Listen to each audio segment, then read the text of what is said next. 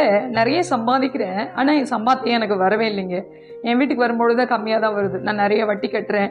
ஹாஸ்பிட்டல்ஸ்லவே நிறைய இருக்குங்க. நான் என்னுடைய சம்பளத்தில் பாதி ஹாஸ்பிட்டலுக்கே கொடுக்குறேன். இப்படி நிறைய புலம்புறீங்களா? நிறைய கவலையோடு இருக்கீங்களா?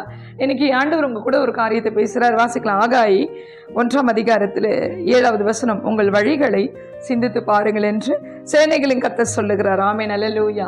அதுக்கு முதல் வசனம் சொல்லுகிறது, திரளாய் விதைத்து கொஞ்சமா அறுத்துட்டு வரீங்க. அந்த வசனத்தை நீங்க வாசி பார்த்தீங்கன்னா தெரியும். முதல்ல உங்க வழியை சிந்திச்சு பார்க்கணும். ஏன் எனக்கு இதெல்லாம் நடக்குது? ஏன் எனக்கு கடனா இருக்கு? ஏன் பாரமா இருக்கு? என்னால் என் சம்பாத்தியம் என் வீட்டுக்கு சேர மாட்டேங்குது. சில பேருடைய ஏடிஎம் கார்டே வேற ஒருத்தர் கையில் இருக்குது, தெரியுங்களா உங்களுக்கு? நீங்கள் இன்னைக்கு அழுதபடியே பார்த்துட்டு இருக்கீங்க. கர்த்தர் சொல்கிறாரு, உங்கள் சம்பாத்தியத்தை, திரளான சம்பாத்தியத்தை நீங்களே அனுபவிப்பீங்க. அதுக்கு முதல்ல கொஞ்சம் யோசிங்க. கர்த்தர் என் கூட இருக்கிறான்னு நினைங்க, அறிக்கை இடுங்க. கர்த்தர் உங்களை ஆசீர்வதித்து நடத்துவார். God bless you all.